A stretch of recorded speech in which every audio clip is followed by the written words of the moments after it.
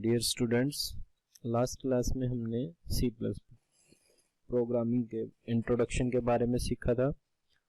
तो सी plus plus एक programming language है जिसमें हम विंडोज़ ऑपरेटिंग सिस्टम के सॉफ्टवेयर वगैरह एप्लीकेशन वगैरह डेवलप करते हैं। तो मैंने आपको एक प्रोग्राम छोटा सा 5-6 लाइन का करके दिखाया था, उसमें सिंगल एक लाइन का आउटपुट आपने रन किया था। अभी थोड़ा सा हम इसमें आगे बेसिक इसके बारे में सीखते हैं वन बाय वन कि किस चीज़ को क्या बोला जाता है। तो आइए शुरू करते हैं। तो आपके यहाँ पे एक क्वेश्चन है, what are tokens in C plus plus. C plus plus में टोकन्स क्या होते हैं। तो देखिए, सी प्लस प्लस प्रोग्राम में सबसे छोटी छोटी अलग अलग इकाइयों को टोकन के रूप में जाना जाता है। ये keyword, identifier, constant, strings, operators होते हैं। सी प्लस प्लस भाषा में लिखा कोई भी प्रोग्राम इनमें से किन्हीं का संयोजन होता है। अभी मैं आपको एक एग्जांपल देता हूँ। जैसे कि आप एक इंग्लिश लैंग्वेज आपने पढ़ी है सभी बच्चों ने, तो इंग्लिश के अंदर आपने ग्रामर के अंदर noun, pronoun, verb, adverb, adjective बहुत सारी चीज़ें पढ़ी हैं। तो हम कह सकते हैं कि ये सभी चीज़ें इंग्लिश लैंग्वेज की सबसे स्मॉलेस्ट यूनिट्स होती हैं जिनका यूज़ करके आप एक प्रॉपर सेंटेंस बना पाते हैं। तो इसी प्रकार सी प्लस प्लस जो एक भाषा है, इसकी जो छोटी से छोटी इकाइयाँ होती हैं उनको क्या कहा जाता है, टोकन्स कहा जाता है। तो यहाँ पे कुछ टोकन्स के नेम आपको दिख रहे हैं, जैसे कि कीवर्ड।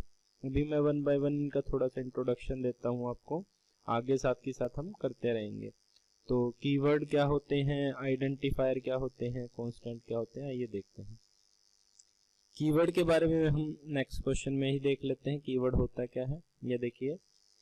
कीवर्ड को रिजर्व यानी कि आरक्षित शब्द भी कहा जाता है। यानी रिजर्व का अर्थ होता है जिसको आप केवल एक निश्चित चीज के लिए प्रयोग कर पाएंगे, उसके अलावा आप उसको प्रयोग नहीं कर सकते। तो यहाँ पे ये वो शब्द हैं जिनका कोई ना कोई पूर्व निर्धारित अर्थ होता है और इन्हें सी प्लस प्लस लाइब्रेरी में संग्रहित किया गया है। हम सीधे उन्हें उनके विशिष्ट कार्य करने के लिए उपयोग कर सकते हैं। इन शब्दों को किसी भी प्रोग्राम में उपयोगकर्ता द्वारा किसी वेरिएबल या अन्य परिभाषित तत्व के नाम के रूप में इस्तेमाल नहीं किया जा सकता। सी प्लस प्लस भाषा में 48 कीवर्ड हैं। 15 नए कीवर्ड को ANSI सी प्लस प्लस द्वारा जोड़ा गया है। तो यहाँ पे मैं आपको समझा देता हूँ थोड़ा सा।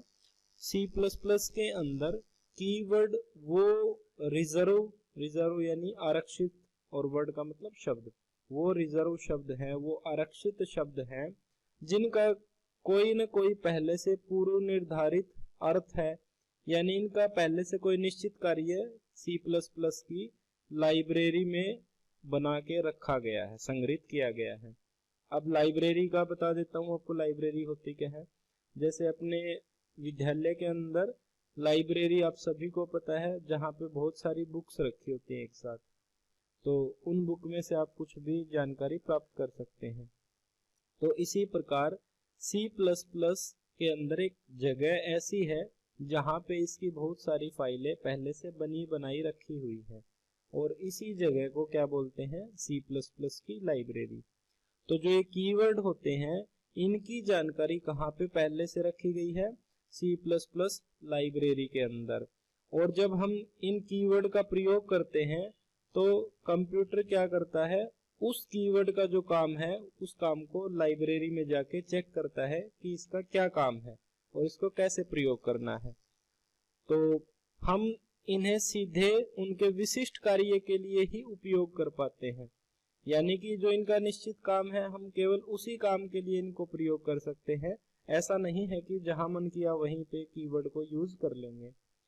आगे है, इन शब्दों को हम किसी भी प्रोग्राम में उपयोगकर्ता द्वारा, उपयोगकर्ता कौन है, जो चलाने वाला है कंप्यूटर को, यानी कि जो हम हैं, हम इनमें सी प्लस प्लस के प्रोग्राम में किसी भी कीवर्ड यानी कि रिजर्व वर्ड को किसी नाम के तौर पे प्रयोग नहीं कर सकते। तो सी प्लस प्लस भाषा के अंदर पहले से 48 कीवर्ड है और एक अमेरिकन नेशनल स्टैंडर्ड इंस्टीट्यूट है। ए से अमेरिकन, एन से नेशनल, एस से स्टैंडर्ड, आई से इंस्टीट्यूट। तो ये एक अमेरिकन ऑर्गेनाइजेशन है, एक संस्था है जो कंप्यूटर और उससे रिलेटेड जितने भी एसेसरीज हैं, कोई भी पार्ट्स हैं, जो भी चीजें कंप्यूटर से जुड़ी हुई है उनके बारे में कोई न कोई मापदंड या उसके स्टैंडर्ड निर्धारित करती है। तो उसने 15 नए कीवर्ड को सी प्लस प्लस के अंदर नए कीवर्ड को जोड़ा हुआ है। अभी मैं कुछ आपको कीवर्ड दिखा देता हूँ एक बार कैसे होते हैं, तो देखते हैं एक बार। ये देखिए, ये वाला जो कीवर्ड है void, ये हमने लास्ट प्रोग्राम में भी इसके बारे में सीखा था। void का मतलब मैंने आपको बताया भी था लास्ट क्लास में। तो void का अर्थ होता है कुछ भी नहीं, यानी खाली जो चीज होती है उसका भी कोई अर्थ होता है, लेकिन void का मतलब होता है खाली भी नहीं, यानी जो कुछ भी नहीं है उसको void बोलते हैं। तो यहाँ पे ऐसे मैंने कुछ इम्पोर्टेंट कीवर्ड आपके लिए रखे हुए हैं। आपको इनमें से भी बल्कि कुछ 5-6 ऐसे हैं जो आपको याद नहीं करने, कहीं पे भी उनको आपको उनकी जरूरत नहीं पड़ेगी। तो जो जो हमें जरूरत पड़ती जाएगी वो हम इस टेबल में से यूज करते जाएंगे। तो एक सूची बना रखी मैंने और ये कैटेगरी के हिसाब से इनको बना रखा है। जैसे ऊपर वाली जो लाइन है वो सारे एक तरह के हैं कीवर्ड, सेकंड वाली लाइन के जो हैं वो सारे एक प्रकार के हैं, थर्ड वाले वो एक प्रकार के, और फोर्थ वाले हैं वो सारे थोड़े थोड़े कहीं ना कहीं मिलते जुलते हैं। तो इससे आपको इसको अंडरस्टैंड करने में आसानी होगी। तो जैसे कि मैंने आपको void बता ही दिया है, तो अभी फिलहाल के लिए हम आपको 2 कीवर्ड ही याद करवाएंगे। वो 2 कीवर्ड हैं int और float। int की फुल फॉर्म होती है इंटीजर। इंटीजर शब्द अगर बच्चे आपने इंग्लिश मीडियम में कोई बुक पढ़ी है मैथ वगैरह की, तो उसमें आपने इंटीजर शब्द जरूर पढ़ा होगा। अगर हिंदी मीडियम में पढ़ी है तो इंटीजर का अर्थ मैं आपको बता देता हूँ। इसको हिंदी में पूर्णांक बोलते हैं। ये आपके मैथ में 6ठी 7वीं 8वीं कक्षा में आ जाता है, 9वीं 10वीं में भी शायद थोड़ा बहुत है। तो इंटीजर जो है उसको पूर्णांक बोलते हैं। पूर्णांक वो अंक होते हैं जो माइनस के भी हो सकते हैं, 0 भी हो सकता है और प्लस के भी हो सकते हैं। लेकिन इसकी पहचान क्या होती है कि ये पूर्ण अंक होगा, यानी इसमें दशमलव का कोई भी हिस्सा नहीं होता। तो इसको जैसे मैं एक एग्जांपल देता हूँ, -25, -40, 0, 50, 100, 1000, तो ये सारे पूर्णांक हैं। अब आते हैं फ्लोट। फ्लोट की फुल फॉर्म होती है फ्लोटिंग पॉइंट। फ्लोटिंग पॉइंट यानी फ्लोट का मतलब होता है जैसे 40.5, 50.2, 60.72। तो यानी अगर अंक दशमलव में भी है हमारे पास तो उसको हम कैसा अंक बोलेंगे? Floating point. और अगर पूर्णांक है तो उसको बोलेंगे इंटीजर, पूर्णांक। तो फिलहाल के लिए आपको 2 ही कीवर्ड याद करने हैं नए, इंट और फ्लोट। तो अभी हम एक प्रोग्राम बनाएंगे कुछ देर में, तो उसमें हम इन दोनों का प्रयोग करना सीखेंगे। तो चलिए एक बार दोबारा से हम टोकन्स के ऊपर आते हैं।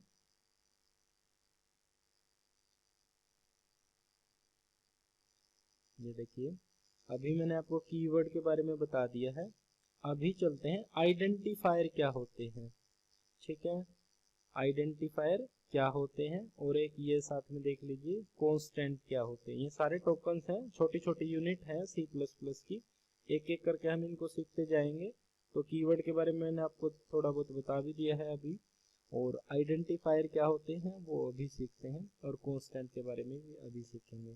स्ट्रिंग्स और ऑपरेटर्स हमारे बाद में आएंगे। फिलहाल हम आइडेंटिफायर और कांस्टेंट के बारे में काम कर रहे हैं। तो अब नेक्स्ट क्वेश्चन है, आइडेंटिफायर यानी कि पहचानकर्ता क्या होते हैं। ये प्रोग्रामर द्वारा दिए गए वेरिएबल, चर, फंक्शन, एरे या क्लास आदि के नाम हैं। अब वेरिएबल क्या होता है? वेरिएबल की अगर हम जो जैसे हिंदी में हम संधि विच्छेद करते हैं, तो ऐसे ही इसका अगर इसको डिवाइड करके देखें तो इसका अर्थ बनता है वारी प्लस एबल। वारी का मतलब होता है VARY, वारी, इसका मतलब होता है भिन्न भिन्न। और एबल का मतलब होता है समर्थ होना। यानी ये प्रोग्रामर द्वारा दिए गए वो नाम हैं जो भिन्न भिन्न मान को अपने अंदर संग्रहित कर सकते हैं, अपने अंदर स्टोर करवा सकते हैं। ये जो चर शब्द है, या अपने गणित के अंदर 8वीं 9वीं 10वीं कक्षा 11वीं कक्षा में भी पढ़ा है, और इंग्लिश में इसको वेरिएबल बोलते हैं। तो जैसे आपने अपने गणित में पढ़ा था 4x + 5 = 3, तो वहाँ पर 4 का मान निश्चित था, 5 का मान भी निश्चित था, 3 का मान भी निश्चित था, लेकिन जो वहाँ पे x जो चीज़ होती थी उसका मान कोई निश्चित नहीं होता, उसका मान डिपेंड करता है आखिर में क्या निकलेगा। तो वेरिएबल का अर्थ होता है भिन्न भिन्न, ठीक है। तो ऐसे ही फंक्शन क्या होते हैं, फंक्शन, एक फंक्शन हमने किया भी था मेन फंक्शन, इसी तरह वो बना बनाया फंक्शन है, लेकिन हम अपनी तरफ से भी कुछ फंक्शन बना सकते हैं, और जो हम फंक्शन बनाएंगे तो उनके नाम हम अपनी तरफ से दे सकते हैं। ऐसे ही एरे और क्लास होती हैं, ये थोड़ा सा आगे जाके आएंगे, तो अभी इसको डिस्कस नहीं करेंगे। हम फिलहाल वेरिएबल और फंक्शन वगैरह का थोड़ा बहुत ध्यान रखेंगे। तो कहने का मतलब है आइडेंटिफायर वो नाम होते हैं जो एक प्रोग्रामर, जो प्रोग्राम यानी सॉफ्टवेयर बनाने वाला है, वो अपनी तरफ से जो भी नाम देता है किसी चीज़ के, उनको क्या बोलते हैं, आइडेंटिफायर। ये वाला आइडेंटिफायर यानी कि पहचान करता, जिससे किसी चीज़ की पहचान हो सकती है। जैसे आपके पेरेंट्स ने आपका नाम रखा है आप, ताकि आपको आराम से घर में अपने बच्चों को पहचान सके, भाई हमारे बच्चे का ये नाम है। तो ऐसे ही आइडेंटिफायर होते हैं। आइडेंटिफायर का नामकरण करते समय हमें कुछ नियमों का पालन करना पड़ता है, क्योंकि ये प्रोग्रामिंग में बहुत इंपॉर्टेंट एलिमेंट होते हैं, यानी आवश्यक तत्व होते हैं। तो आइडेंटिफायर बनाते समय हम किसी भी कीवर्ड का उपयोग नहीं कर सकते। कीवर्ड क्या होते हैं, रिजर्व वर्ड, जैसे इससे पिछले क्वेश्चनों में हमने पढ़ा था। तो कीवर्ड का प्रयोग हम कभी भी आइडेंटिफायर के तौर पर नहीं कर सकते, क्योंकि अगर ऐसा करेंगे तो कंप्यूटर को समझ में ही नहीं आएगा कि हमने ये नाम कीवर्ड के लिए प्रयोग किया है या आइडेंटिफायर के तौर पर प्रयोग किया है। ओके, इसके बाद है पहचानकर्ता को वर्णमाला या अंडरस्कोर के साथ प्रारंभ करना चाहिए। इसका मतलब है जो पहचानकर्ता यानी जो भी आइडेंटिफायर, जो भी हम नाम देंगे, उसमें एक रूल फॉलो करना होता है कि उसका जो पहला अक्षर होता है वो हमेशा वर्णमाला हो सकता है, या तो ABCDFGH तक कुछ भी हो सकता है, और या फिर उसकी जगह अगर हम ABCD नहीं यूज करना चाहते पहला अक्षर, तो केवल एक स्पेशल सिंबल हम यूज कर सकते हैं, और ये सिंबल है अंडरस्कोर का। जैसे माइनस का जो निशान होता है वो लाइन के बीच में होता है, लेकिन अंडरस्कोर का जो निशान होता है ये बिल्कुल माइनस की तरह ही होता है, लेकिन फर्क इतना है कि ये लाइन के नीचे की ओर होता है। तो हम इसमें आइडेंटिफायर के तौर पे हमें ध्यान रखना है, कभी भी हम अक्षर का प्रयोग शुरू में नहीं कर सकते, गिनती का प्रयोग। मतलब जैसे कि यहाँ मैंने एग्जाम्पल लिखा है 1 नंबर। अब मान लो मैंने एक नाम दिया 1 नंबर, तो यहाँ पे पहला अक्षर क्या है, 1, 1, तो एक गिनती का अक्षर है, तो ये गलत हो जाएगा। इसकी जगह हम नाम लिख सकते हैं NUMBER 1, नंबर 1। ये ठीक है क्योंकि 1 यहाँ लास्ट में है, फर्स्ट में अक्षर गिनती का नहीं होना चाहिए। तो आपको ये भी ध्यान रखना है कि पहला जो अक्षर होएगा आइडेंटिफायर का वो केवल अल्फाबेट यानी ABCD, या फिर माइनस का निशान जो अंडरस्कोर होता है, नीचे की तरफ वाला जो माइनस का निशान होता है तली में जो होता है लाइन के, वो अंडरस्कोर बोलते हैं उसको, वो आप प्रयोग कर सकते हैं। तो एक और ध्यान रखने की वाली बात है, तीसरा पॉइंट देखते हैं। कैपिटल और छोटे अक्षर अलग नाम के रूप में माने जाते हैं। कैपिटल यानी बड़े अक्षर ABCD, बड़ी ABCD जिसको आप बोलते हो, और स्मॉल लेटर जैसे छोटी ABCD। तो जो C++ है ये एक केस सेंसिटिव भाषा है, तो इसमें बड़े अक्षर को और छोटे अक्षर को दोनों के बीच में ये अंतर कर सकती है। जैसे अगर हम दो नाम लिखते हैं, एक लिखते RAD और दूसरा भी RAD, पर फर्क क्या है, इसमें पहला कैपिटल है, इसमें पहला अक्षर स्मॉल है, बाकी सभी सेम है, बस फर्स्ट अक्षर कैपिटल और स्मॉल में अंतर है। तो ये दो नाम है, स्पेलिंग सेम है, नाम भी सेम है, बट फर्क क्या है, एक कैपिटल है पहला अक्षर, एक का स्मॉल है। तो इसलिए कंप्यूटर इन दोनों नामों को क्या मानेगा, अलग अलग मानेगा। तो आपको ये 3 नियम ध्यान रखने हैं कि एक तो कीवर्ड का प्रयोग कभी भी आइडेंटिफायर के तौर पे नहीं कर पाओगे।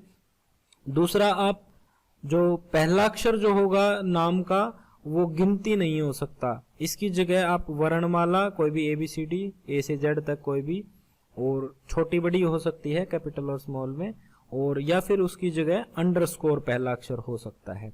तीसरा मैंने आपको बता ही दिया कि कैपिटल और स्मॉल में ये अंतर स्पष्ट कर सकता है, इसलिए आप इनको अलग अलग नाम के तौर पे प्रयोग कर सकते हैं।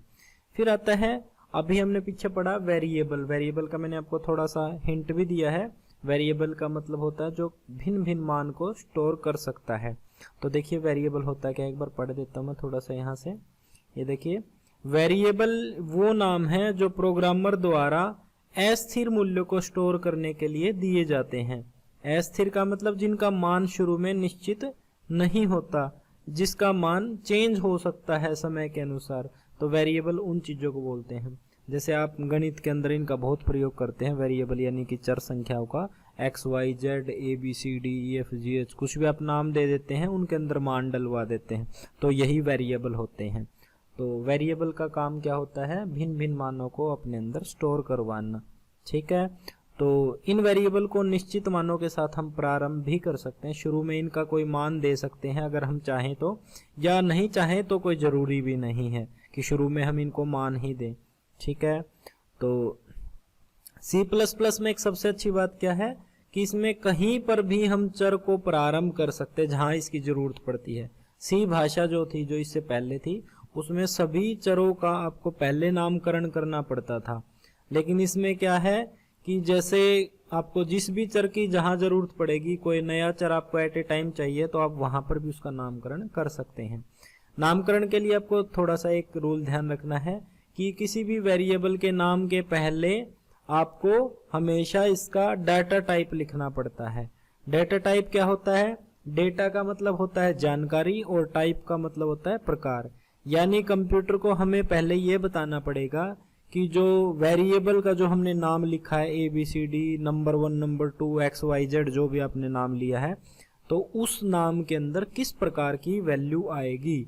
उसके अंदर इंटीजर आएगी, फ्लोट आएगी, या कोई अक्षर आएगा। ठीक है, तो आपको ये पहले बताना पड़ता है।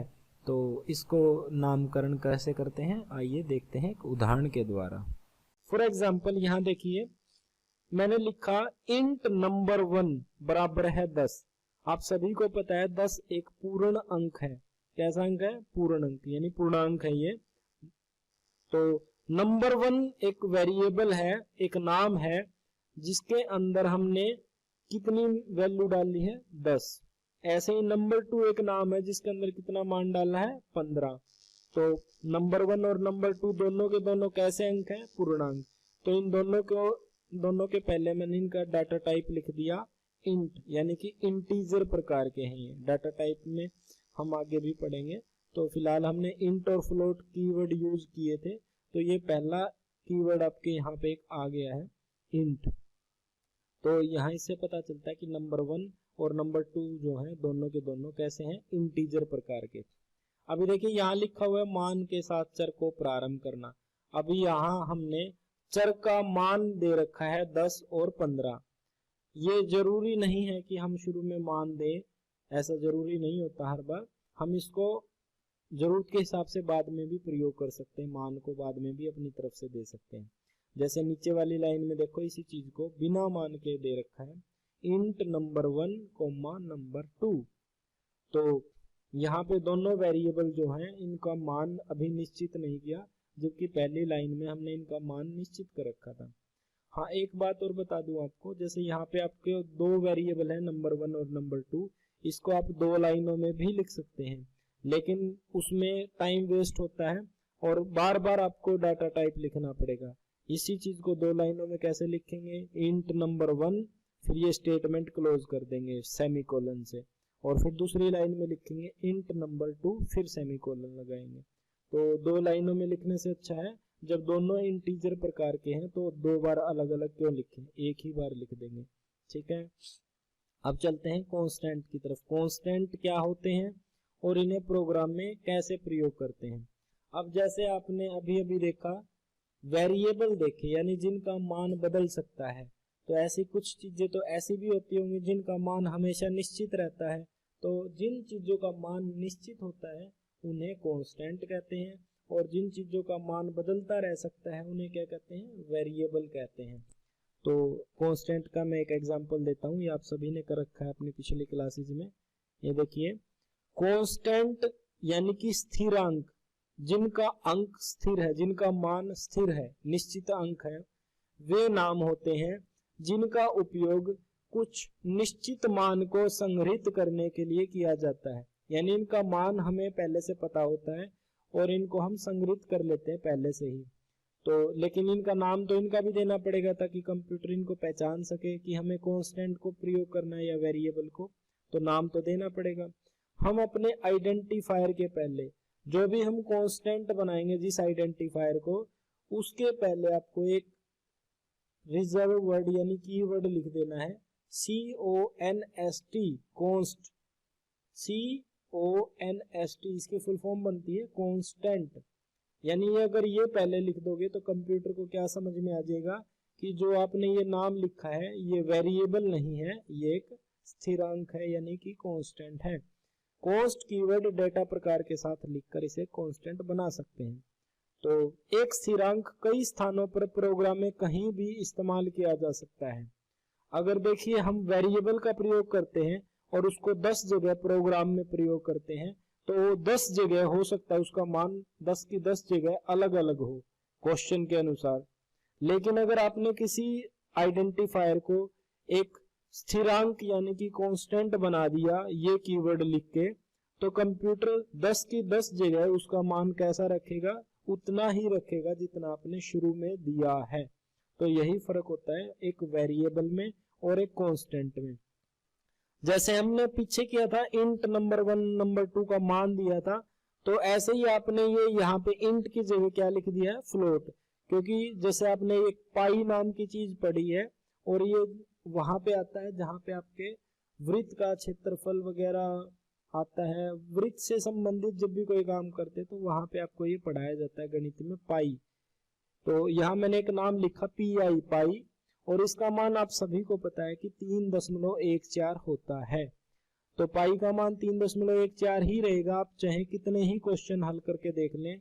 तो वहां पे वो दशमलव में है, इसलिए मैंने इसको इंट की जगह क्या लिखा, फ्लोट लिखा, क्योंकि ये दशमलव अंक है ना कि कोई पूर्ण अंक है। तो हमने कंप्यूटर को बता दिया कि हमारा जो अंक है ये फ्लोट का है। अगर मैं इसको इंट लिख देता तो कंप्यूटर इसमें से 0.14 को हटा देता और इसका मान कितना मानता, 3 मानता, जिससे हमारा क्वेश्चन गलत हो जाएगा। तो हमें इसको पूरा यूज करना है 3.14 को, तो हम इंट की जगह क्या लिख देंगे, फ्लोट लिख देंगे। अब जैसे मैंने तुम्हें बताया था कि डाटा टाइप से पहले आपको एक कीवर्ड भी प्रयोग करना है जिसको बोलते हैं कॉन्स्ट। अगर ये नहीं लगाएंगे तो पाई को कंप्यूटर क्या मानेगा, वेरिएबल मानेगा, यानी जिसका अर्थ, जिसका मान बदल सकता है। और अगर हम कॉन्स्ट लगा देंगे तो ये इसको वेरिएबल ना मान के क्या मानेगा, एक कांस्टेंट मानेगा, एक स्थिरांक मानेगा, जिसका प्रयोग आप कहीं पे भी कर सकते हैं। इसका मान हमेशा 3.14 ही रहेगा। इसका नॉर्मली हम एक फार्मूले में प्रयोग करते हैं, क्षेत्रफल के फार्मूले के अंदर, एरिया बराबर है पाई गुणा आर गुणा आर। यहाँ पे एक बात ध्यान रखना कि गणित में आप एक क्रॉस का निशान लगाते हैं गुणा के लिए, यहाँ पे कंप्यूटर के अंदर गुणा की जगह आपको क्या लगाना है, ये स्टार का निशान लगाना है। कीबोर्ड के ऊपर स्टार का निशान बना होता है 8 नंबर की की के ऊपर, तो आपको ये प्रयोग करना है गुणा के निशान की जगह। तो यहाँ ये क्या करेगा, पाई का मान यहाँ से लेगा 3.14, आर का मान आप इसको जो भी दोगे, आर एक चर है यहाँ पे, आर का मान आप दोगे, पाई का मान इसको पहले से निश्चित पता है और ये क्षेत्रफल आपको निकाल के दे देगा। तो मेरे ख्याल से आपको ये बेसिक कुछ चीजें समझ में आ गई होंगी। अब एक बार हम प्रोग्राम की तरफ चलते हैं और इसको यहीं पे बंद कर देते हैं। तो C++ में चलते हैं, एक बार प्रोग्राम टाइप करते हैं। तो मैं इसको फुल स्क्रीन कर लेता हूं ताकि आपको समझ में आए। ये देखिए, लास्ट प्रोग्राम हमने टेस्ट का किया था, test.cpp।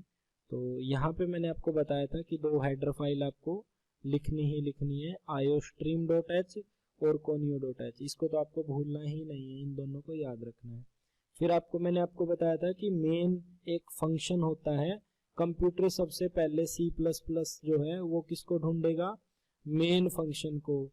और ये मेन फंक्शन के पहले आपने एक रिजर्व वर्ड यानी कीवर्ड यूज किया था void नाम का, जिसका अर्थ होता है कुछ भी नहीं।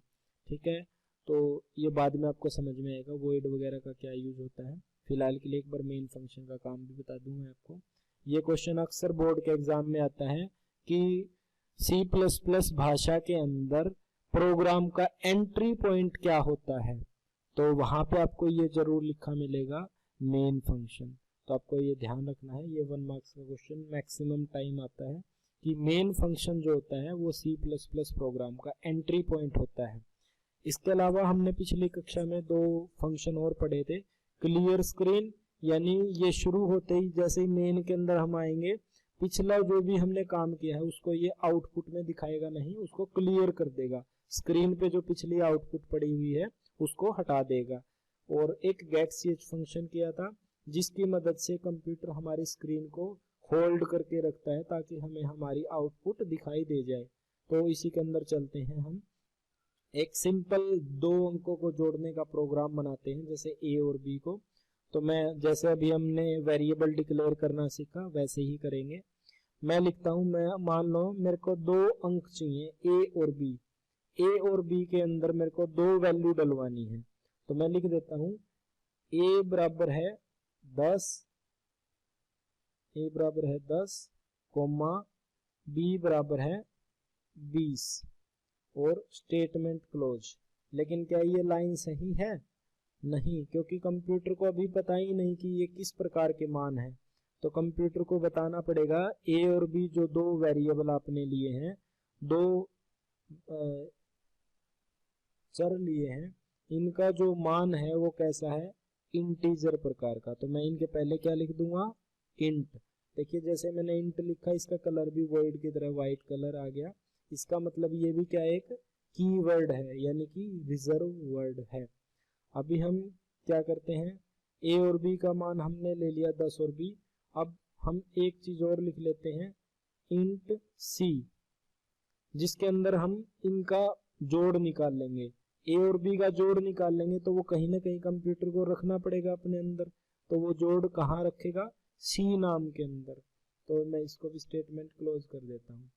आप जैसे देखिए, आपने इंट और इंट 2 बार लिखा, तो 2 लाइनों में लिखने की बजाय मैं इसको थोड़ा सा कम करके भी लिख सकता हूँ ताकि हमारा टाइम भी बचे और कंप्यूटर का जो सॉफ्टवेयर है वो भी फास्ट चले। तो यहाँ मैं यहीं पहली लाइन में ही यहाँ लिख देता हूँ c। तो a का मान आपने निश्चित कर दिया 10 है, b का 20 कर दिया, और c का मान अभी निश्चित नहीं है, वो किसके ऊपर निर्भर करता है, a और b के ऊपर। अब फार्मूला लगाते हैं बेटा, c बराबर है, c किसके बराबर कर दिया, a जमा b के अंदर।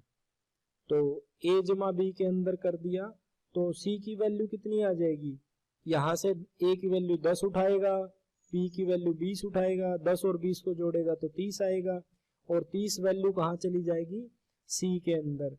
लेकिन मेरे को ये वैल्यू कहाँ दिखानी है, स्क्रीन के ऊपर। तो मैं यहाँ लिख दूंगा, स्क्रीन के ऊपर दिखाने के लिए हमने एक नाम पढ़ा था, एक चीज पढ़ी थी, उसको बोलते हैं सी आउट। सी आउट का काम क्या होता है, जो भी चीज आप स्क्रीन के ऊपर दिखाना चाहें ये उसको स्क्रीन के ऊपर दिखा देगा। तो इसके साथ ये ऑपरेटर लगाते हैं। इस ऑपरेटर का नाम मैंने आपको बताया था, डबल एरो बाहर की तरफ जो ये लगाते हैं ब्रैकेट का, तो इसको बोलते हैं इंसर्शन ऑपरेटर, इंसर्शन। ठीक है, यानी जो आप इसको उत्तर दोगे ये उसको उठा के कहाँ इंसर्ट कर देगा, स्क्रीन के ऊपर, आपके मॉनिटर के ऊपर। तो इसलिए इसको इंसर्शन ऑपरेटर बोलते हैं। तो यहाँ मैं थोड़ा सा आंसर अच्छा बनाऊंगा, तो मैं यहाँ ब्रैकेट में लिख देता हूँ डबल कोट्स में, इसको लिखते हैं यूअर रिजल्ट, या मैं इसकी जगह मेरे को जो अच्छा लगे यूअर टोटल, यूअर सम, जो भी मेरे को अच्छा लगे मैं वो लिख सकता हूँ स्क्रीन के ऊपर दिखाने के लिए। तो यहाँ लिखेंगे your result is equal to, और डबल कोट्स में इसको बंद कर देंगे। अब अगर मैं इसको चलाऊंगा तो आपको केवल बार बार यूअर रिजल्ट लिखा दिखाई देगा। लेकिन आपको इसके सामने क्या दिखाना है, आपको इसके सामने लिखा दिखाना है सी का मान जो ए और बी को जोड़ने के बाद मिला है। तो मैं दोबारा से इसी ऑपरेटर का प्रयोग करूंगा, ये वाला जो ऑपरेटर है, ऐसे दोबारा से इसी ऑपरेटर का प्रयोग करेंगे और फिर लिखेंगे सी। तो यहाँ देखिए हमारा आंसर कैसे आना चाहिए, पहले लिखा दिखाई देगा यूर रिजल्ट इक्वल टू, आपका जो रिजल्ट है वो किसके बराबर है, सी के बराबर। तो सी का मान यहाँ से कंप्यूटर उठा लेगा। तो मैं इसको ऐसे कर देता हूँ स्टेटमेंट क्लोज। तो हमने एक प्रोग्राम बना लिया है सिंपल सा, ए का मान 10 है, बी का मान 20 है, तो इन दोनों को जोड़ के सी का मान आ जाएगा। तो मैं इसको एक बार फाइल को सेव कर देता हूँ, सेव पे क्लिक किया और इसको ओवरराइट कर देते हैं क्योंकि हमने इसको नया कुछ ऐड कर दिया इसमें काम, तो यस कर देते हैं यहाँ पे। अब मैं आपको इसको कंपाइल करके दिखा देता हूँ। कंपाइलेशन में देखिए अल्ट F9 शॉर्टकट की भी हमने पढ़ी थी पिछली क्लास में, तो मैं चाहे तो अल्ट F9 दबाऊँ चाहे यहाँ कंपाइल के ऊपर क्लिक करूँ, लेकिन अच्छा यही है कि आप शॉर्टकट की को जल्दी से जल्दी याद करने की कोशिश करें। तो मैं कंपाइल कर देता हूँ यहाँ से, ये देखिए ना तो कोई वार्निंग है ना कोई एरर है। तो इसको हम क्या करेंगे, प्रेस एनी की, तो कोई भी की प्रेस कर देता हूँ, कंपाइल हो चुका है। अब इसको रन करके देखते हैं। तो जैसे ही मैं रन करूँगा ये देखिए your result is equal to 30, आपका रिजल्ट कितना आ गया 30। इसने ए का मान उठाया 10, बी का मान उठाया 20 और आपने डबल कोट्स में जो लिखा था योर रिजल्ट ये एज इट इज स्क्रीन पे दिखा दिया और इसके सामने किसका मान दिखा दिया, सी का मान दिखा दिया। तो मैं दोबारा से एक बार फिर इस प्रोग्राम को रन करके दिखाऊंगा। यहाँ आता है रीलोड फ्रॉम डिस्क का मैसेज, तो मैंने आपको बताया था जब भी आए रीलोड फ्रॉम डिस्क तो नो कर देना। अब दोबारा से एक बार इसको क्या करेंगे, रन करके देखेंगे, फिर से रन करेंगे तो ये क्या, ये तो फिर से your result is equal to 30, ये तो गड़बड़ हो जाएगी। बार बार हमारा रिजल्ट 30 आता रहेगा तो हमारा ये प्रोग्राम बनाने का फायदा क्या। अगर आंसर हमें पहले से ही पता है कि बार बार आंसर यही निकलना है तो फिर इतना झंझट करने की जरूरत ही क्या है। तो ये समझिए हमने ये गड़बड़ कहा कि हमने ए और बी का मान क्या कर दिया, इसको पहले से दे दिया, जबकि होना क्या चाहिए था, हमें ए और बी का मान किससे लेना था, जो हमारे सॉफ्टवेयर को चलाएगा यानी जो उसको यूज करेगा।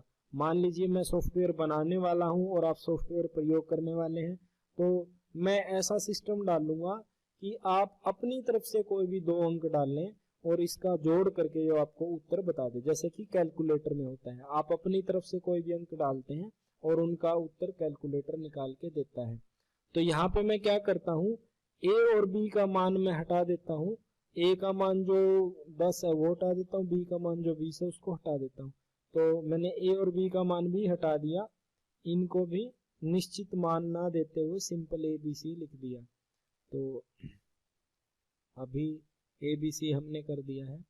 तो अभी ए और बी का मान हम कैसे लेंगे किसी से, तो ए और बी का मान लेने के लिए हम क्या करेंगे, सी इन लिखेंगे। जैसे सी आउट किया था, सी आउट का मतलब बाहर की तरफ, आउट का मतलब होता है बाहर की तरफ, यानी आपका जो रिजल्ट है वो कंप्यूटर के अंदर से आपके स्क्रीन के ऊपर बाहर की तरफ आया है। लेकिन सी इन क्या करता है, कीबोर्ड से आप जो भी बटन दबाते हैं उस मान को बाहर से कहाँ लेके जाता है, अंदर की तरफ। तो आपको इस मान को अंदर ले जाना है, तो इसलिए इसकी जगह क्या लिखेंगे, सी इन। जैसे सी आउट था, इसका ऑपोजिट क्या होता है, सी इन। अब इसकी सी आउट की ब्रैकेट बाहर की तरफ थी तो सी इन की ब्रैकेट कहाँ होगी, अंदर की तरफ। इन ऑपरेटर का नाम इंसर्शन था, तो सी इन के साथ जो ऑपरेटर इसका नाम क्या है, एक्सट्रैक्शन। एक्सट्रैक्शन, एक्सट्रैक्शन का मतलब होता है खोद के निकालना। तो कीबोर्ड के ऊपर आप कुछ भी प्रेस करोगे ये वहां से निकाल के कहाँ भेज देगा, कंप्यूटर के अंदर। तो इसलिए इसके साथ एक्सट्रैक्शन ऑपरेटर प्रयोग किया है। ये दोनों नाम आगे भी एक क्वेश्चन में आएंगे, फिलहाल एक बार ये प्रोग्राम करते हैं। तो सी इन के अंदर आपको क्या करवाना है, एक तो ए के अंदर मान डलवाना है और दोबारा से एक्सट्रैक्शन ऑपरेटर लगाता हूँ, दूसरा मान कहाँ डलवाना है, बी के अंदर। कंप्यूटर में आप 2 मान डालोगे, पहला मान कहाँ जाना चाहिए, ए के अंदर, और दूसरा मान कहाँ जाना चाहिए, बी के अंदर। मैंने यहाँ पे थोड़ा सा स्पेस ऐड किया है ताकि आपको ये अलग अलग अच्छे से समझ में आए। 2 चीजें एक लाइन में लिखी हैं तो 2 बार आपको ये ऑपरेटर प्रयोग करना पड़ेगा, एक बार ए के पहले, एक बार बी के पहले। इनको मैं 2 लाइनों में भी लिख सकता था, सी इन ए कर देता, फिर दोबारा सी इन बी कर देता। तो इस चीज में टाइम बचाने के लिए मैंने इसको एक ही लाइन में लिख दिया। जब एक लाइन से काम चलता है तो दो लाइनों की जरूरत ही क्या है। तो इसको मैं एक बार सेव करता हूं, देखिए फाइल F2 से कर देते हैं, थोड़ा सा हैंग हो गया शायद, तो सेव हो गया है। अब इसको मैं क्या करता हूँ, रन करके देखता हूँ कंट्रोल F9 से। ये देखिए यहाँ कुछ भी स्क्रीन के ऊपर कुछ भी नहीं आया। मेरे को पता है कि ये 2 अंक मांग रहा है मेरे से, तो मैं यहाँ कोई भी 2 अंक डाल देता हूँ, 30 स्पेस 45। ये देखिए इसने अपना काम कर दिया, your result is equal to 75। लेकिन ये फिर भी गंदा सा लग रहा है क्योंकि इसने कोई मेरे लिए मैसेज जनरेट नहीं किया। जैसे यूजर को मैं अगर कोई सॉफ्टवेयर बना के दूंगा तो उसको पहले बताना तो पड़ेगा कि तेरे को करना क्या है। तो पहले मैंने यहाँ पे एक मैसेज डालना है कि आपको 2 अंक इनपुट करने हैं, तो मैं वो मैसेज डाल देता हूँ ताकि और अच्छा लगे हमारा प्रोग्राम।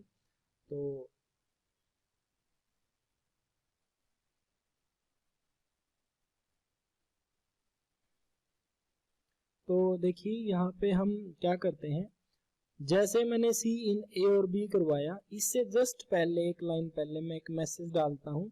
स्क्रीन के ऊपर मैसेज कैसे डालते हैं, जैसे मैंने शुरू में बताया भी था आपको, सी आउट की मदद से। तो मैं सी आउट करवा देता हूँ, क्या करवाऊंगा, डबल कोट्स के अंदर लिख देता हूँ, थोड़ा सा इसको अच्छा बना देते हैं फॉर्मल सा, प्लीज एंटर एनी 2 वैल्यूज। अपनी मर्जी से कोई भी 2 वैल्यू डाल लें, और इसको मैं डबल कोट्स में बंद कर देता हूं, आप स्पेस भी दे सकते हैं बीच में। तो प्लीज एंटर एनी 2 वैल्यूज, तो ये 2 वैल्यू के लिए आपसे पूछेगा। तो जैसे ही प्लीज एंटर 2 वैल्यू होगा, स्टेटमेंट क्लोज कर देते हैं इसको और सेव कर देते हैं एक बार। ये देखिए सेव कर देता हूं मैं। अब आपको रन करके दिखाता हूँ इसको। कंपाइल हम पहले भी कर चुके, दोबारा करना चाहे तो कंपाइल करके देख लें। कंपाइल, ये देखिए कोई भी वार्निंग कोई भी एरर नहीं है। अब दोबारा से इसको रन करते हैं, रन पे करता हूँ क्लिक, कंट्रोल प्लस F9 भी आप प्रेस कर सकते हैं। तो रन करते हैं तो क्या होता है देखो। अब देखो ये थोड़ा सा अच्छा लग रहा है, चलाने वाले को पहले से पता चल जाएगा कि इसको क्या करना है। उसके लिए एक मैसेज है स्क्रीन पे, प्लीज एंटर 2 वैल्यूज। तो अब उसको पता है कि उसको क्या करना है, कंप्यूटर के अंदर उसको क्या करना है, 2 अंक डालने हैं। मान लीजिए उसने डाला 500 और स्पेस दे देता हूं और दूसरा डाल देते हैं 600। तो देखिए मैंने एक अंक दिया 500, दूसरा अंक दिया 600। पहले अंक का मान कितना है, 500। कीबोर्ड से ये कहाँ जाएगा, कंप्यूटर के अंदर। अंदर किस जगह पे जाएगा, ए जगह पे, जहां नाम क्या रखा हुआ है, ए। और 600 कहाँ जाएगा, जहां नाम रखा हुआ है, बी। ये काम कौन करेगा, सी इन। सी इन किसके साथ काम करेगा, एक्सट्रैक्शन ऑपरेटर के साथ। जो अंदर की तरफ ले जाने वाला जो ऑपरेटर होता है वो क्या करेगा, यहां से 500 को उठाएगा, ए के अंदर डाल देगा, 600 को उठाएगा, कहां भेज देगा, बी के अंदर। तो अब 500 600 अंदर चले गए हैं, और सी के अंदर हमने एक फार्मूला लगाया था ए प्लस बी। तो 500 प्लस 600 सभी को पता है कि कितना निकलेगा, 1100। अगर हमारा आंसर 1100 आता है, इसका मतलब है कि हमारा प्रोग्राम बिल्कुल सही है। ये देखिए एंटर करता हूं तो देखिए your result is equal to 1100, 1100 बिल्कुल एग्जैक्ट सही आंसर है। और इसको रीलोड का मैसेज आ गया, नो कर देता हूँ। एक बार फिर हम रन कर लेते हैं, कई बार एक बार ही ठीक आ जाए, दोबारा गलत आ जाए, तुक्का लग गया हो क्या पता। तो दोबारा रन करके देखते हैं। अब हम वैल्यू चेंज करके देखते हैं। मैं डाल देता हूं